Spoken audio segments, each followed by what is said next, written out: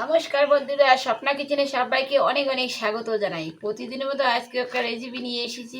আজ নিয়েছি কলার থোড়।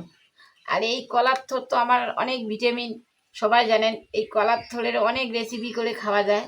তা আজকে একটা আমি অন্য স্বাদের ভিন্ন রকম করে একটা আজকে আমি রেসিপি করব।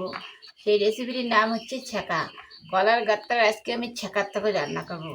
আর যারা যারা প্রেশার হাই তারা কিন্তু এই কলার গাত্তারা রেসিপি করে খাবেন, অনেক শরীর ভালো লাগবে।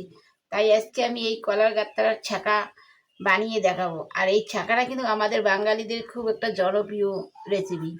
তাই আজকে আমি কি করে ছ্যাঁকাটা বানাই, আপনারা আমার পুরো ভিডিওটা দেখবেন।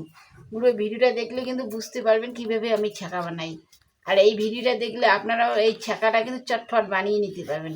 আর এই ছ্যাঁকা বানাতে কিন্তু বেশি একটা এমন ঝামেলা নাই, তাড়াতাড়ি এই ছ্যাঁকাটা বানিয়ে নেওয়া যায়। বেশি মশলা লাগবে না, অল্প মশলায় আজকে আমি এই ছ্যাঁকাটা বানাবো।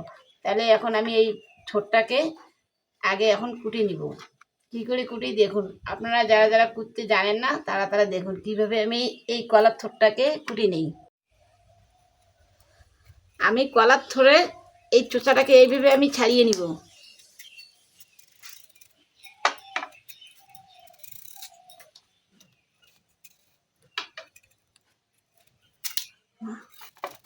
এটা একটু গোড় তো অল্পটা একটু শক্ত টাইপের আছে, মানে নিষ্ঠিয়া। এটা কলার গাত্তারা নিষ্ঠিয়া।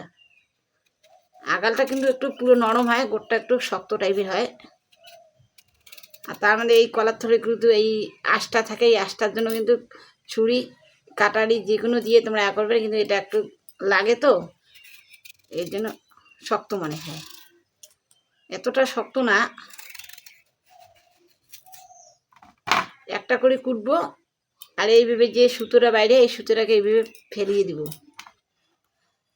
এই সুতোটা থাকলে কিন্তু সবজিটা ভালো হবে না। এইভাবে সম্পূর্ণ সুতোটাকে এইভাবে ফেলে দেব।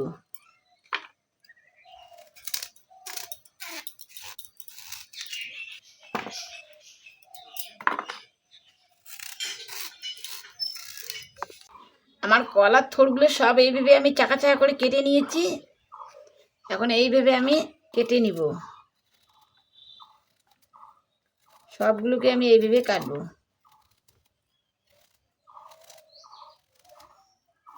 এই ছ্যাঁকার তরকারি যদি থাকে গরম ভাতে আর কিছু লাগে না। এই ছ্যাঁকার তরকারি দিয়া খান একদম টেস্টি হয়ে যায়।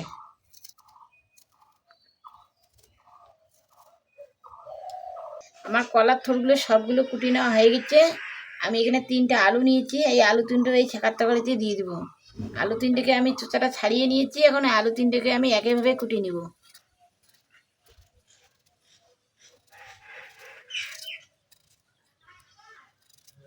আমার আলুগুলো কুটা হয়ে গেছে।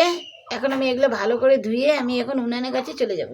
আমি উনানটা ধরে নিয়েছি, কড়াইটি এখন বসে দিব। কড়াইতে জল দিব। জলগুলো আমার গরম হয়ে গেছে। আমি এখানে 1/2 চামচের মতো সোডা নিয়েছি। আমাদের এইটুক ছ্যাঁকাতে 1/2 চামচ সোডা দিয়ে হয়ে যাবে। তাই আমি সোডাগুলো দিয়ে দিব জলের মধ্যে। আমি জলের তো সোডা দিয়েছি। এখন আমি এই কলার থোড়গুলো দিয়ে দিব।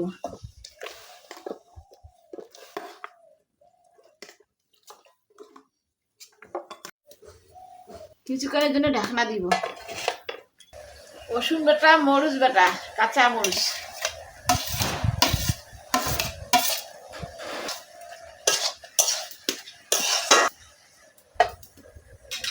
এই ছ্যাঁকাতে কিন্তু অবশ্যই ভাতে মার দিবেন।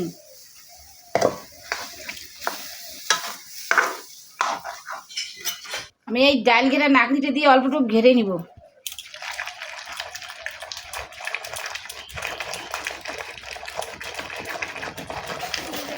আমার ছ্যাঁকা হয়ে গেছে। দেখুন আমাদের ছ্যাঁকাটা কীরকম হয়েছে।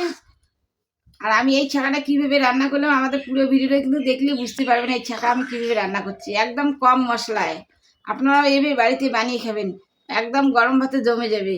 আমার ভিডিও এখানেই শেষ। দেখা হবে আমার পরের ভিডিও।